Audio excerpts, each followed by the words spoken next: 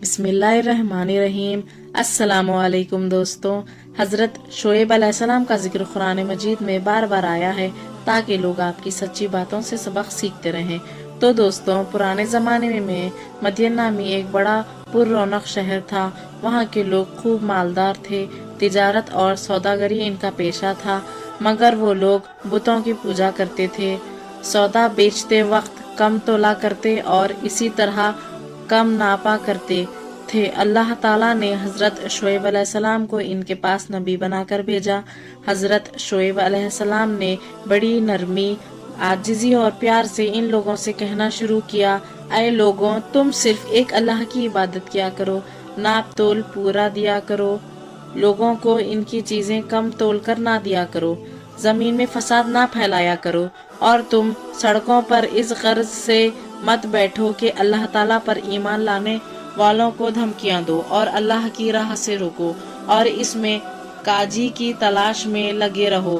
तुम कितने थोड़े थे, अल्लाह ने तुम पर मेहरबानी की, तुमको औलाद दी और तुम बहुत हो गए।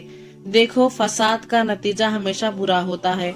अगर तुम मुझे झूठा ख्याल करते हो और दूसरे लोगों को मेरे सच्चे होने का पूरा पूरा यकीन है, तो सब्र करो, यहाँ तक अल्लाह हमारे और तुम्हारे दरमियान फैसला करेगा। कौम के दौलतमंद रईस लोग इस बार बार की नसीहत को बर्दाश्त ना कर सके और उन्होंने कहा, ये किस तरह हो सकता है कि हम इनको छोड़ दें जिन्हें हमारे बाप दादा पूजा करते थे। माल हमारा अपना है और इसको हम इस तरह चाहते हैं खर्चा ना करें, और वो भी सिर्फ आपके कहने पर। और आप ऐसे सच्चे नेक कहाँ से बन गए? क्या आपकी नमाज ऐसी ही बातों को हुक्म देती है? आप झूठे हैं, आप पर किसी ने जादू कर दिया है। अगर सच्चे हो तो आसमान से हम पर पत्थर बरसाओ। और इनकी कौम के लोगों ने कहा कि ऐ शोएब, इस बात पर यकीन कर लो कि हम तुम्हें भी इस बस्ती से निकाल देंगे और इन लोगों को भी जो तुम पर ईमान लाए हैं, वरना हमारे दीन में वापस आ जाओ।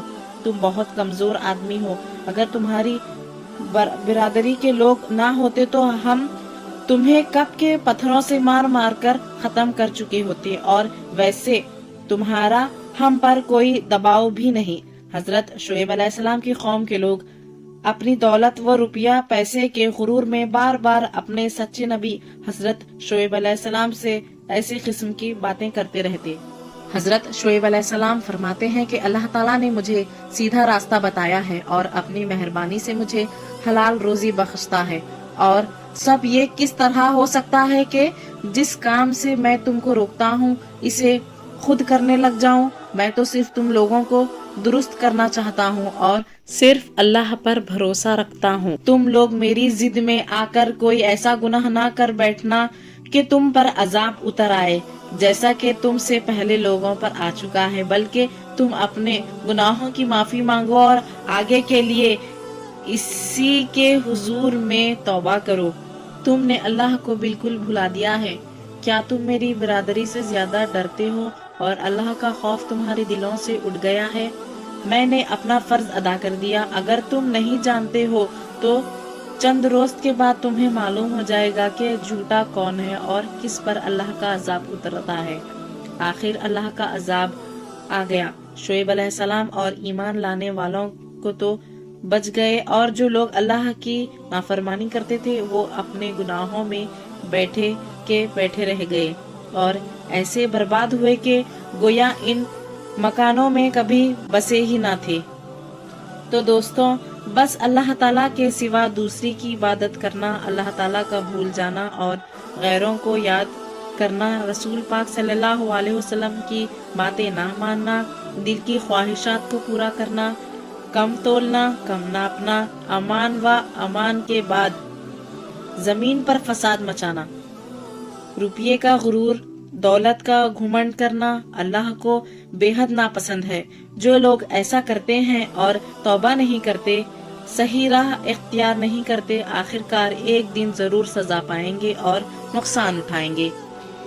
दोस्तों, आओ हम सब मिलकर अहद करें कि अल्लाह ताला के सिवा किसी की इबादत ना करेंगे और कभी ना कम तोलेंगे ना कम नापेंगे, गुरूर ना करेंगे और किसी का माल बेईमानी से ना खाएंगे।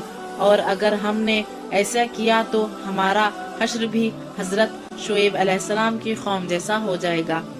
اللہ تعالی ہم کو محفوظ رکھے، آمین ثم آمین۔ ایسے ہی سبق آموز واقعات کے لیے صفوان اسلامک ورلڈ کو سبسکرائب کریں۔